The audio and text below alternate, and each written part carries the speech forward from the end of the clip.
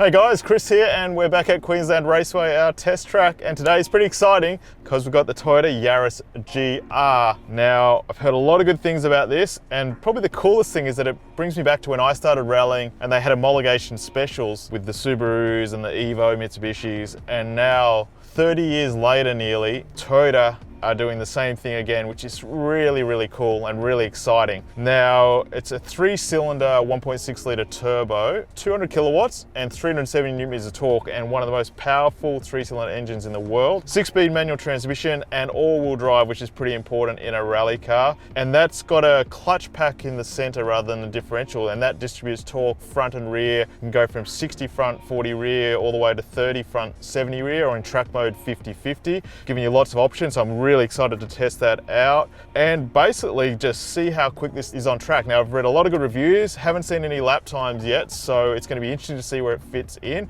First, I'll do the 0 to 100 and the braking test, and then some hot laps and see how quick she is.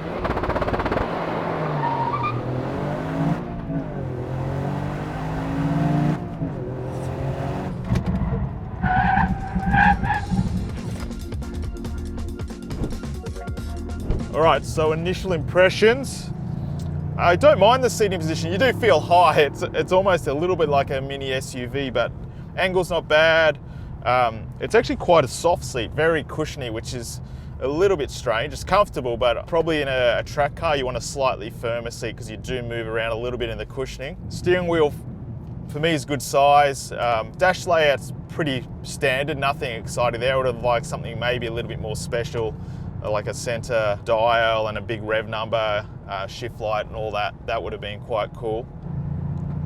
Let's see the engine. Not bad. Seems to rev reasonably well. Decent torque, and it pulls through the rev range, so pretty quick. Doesn't blow you away. Like it's 200 kilowatts, it's solid, but it's not crazy power. And reasonably light. It's 1,280 kilos, so pretty light, so that's going to be an advantage. But the winning part for me is going to be the traction. If we can get the balance right, get the traction off the corner, then we're going to do a quick lap time. Brakes actually feel really good. I was impressed with the brakes in the 86, and this feels even better for me. I really like when you can modulate and control that pressure and the car's not taking over and there's no interference there. I've turned traction control off, stability control off, and pretty much that's all I can do. And it's going to be interesting to see how it compares to the hot hatches. Down a little bit on power compared to some of them, but you've got the bonus of the all-wheel drive. All right, let's start our flying lap.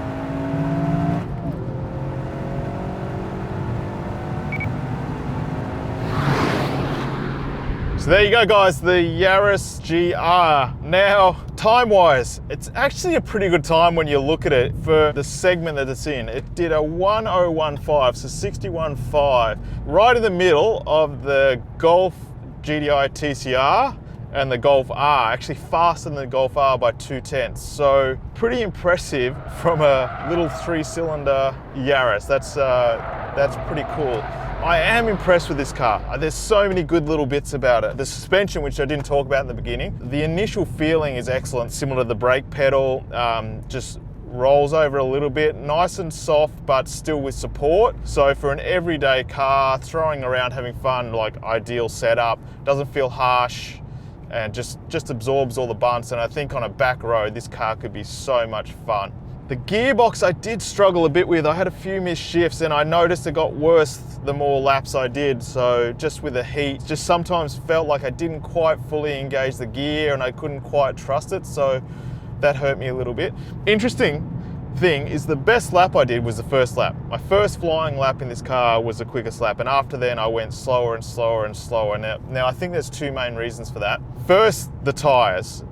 There is a rally version coming and it hopefully solves both these problems. So I think the tyres are good initially, but once they've got some heat in them, they just never came back to that initial grip that I had. And even when we gave it a rest and checked the tyre pressures, I could never get it back to that initial feeling, the grip and the traction that I needed. And the reason I say that is because this doesn't have the differentials front and rear that are coming in the Rally Edition, the Torsen LSDs, that as long as you got grip, I don't think you need those. The car's really well balanced, the car's got great traction, but as soon as the grip drops away and I started to slip a wheel, then the balance went away, and I think the differentials in the Rally Edition would really help there. But just the tyres are going to make a difference, and it's going to be more consistent throughout the laps and not drop off as much. That's my gut feeling. Now back to the differentials. What I liked about this, and it reminded me of the old Subaru when you could roll the dial forward and lock the differential, and we used to use that in Group N cars and basically lock the differential, and when that didn't work, you lost a lot of time in the stage. And also a bit like an active WRC car back in the day where I could adjust the pots in the car and I could tune the balance front and rear depending on the tyre wear during a stage. With this, in track mode with 50-50 torque split, I found when the grip went away, then I had a bit more understeer in the fast corners and just couldn't get the car to rotate as well. Yet as soon as I put it in sport mode, which is 30 front, 70 rear, then I could get the car to rotate on the entry there. But then I lost out at the exit of the corner with the 30-70. So off this slow corner coming up here, I definitely had some understeer in sport mode, yet in track mode with the more balanced torque split, 50-50, then I could have a better drive off the corner. So it's great that that's working and working to a level that I can really feel the difference. Engine wise, it's solid. Like, it's not slow, but it doesn't blow you away. And you can imagine from a 3-cylinder, as much power as you can squeeze out of it, there's always going to be limitations with the width of power. And I'd say the good thing is that it does feel like it revs pretty freely and revs nice and easily and doesn't have any hollow points, just is a good solid package and is more than enough. If it's running with a Golf R, then that's definitely not a slow car. So hats off to the Yaris for that.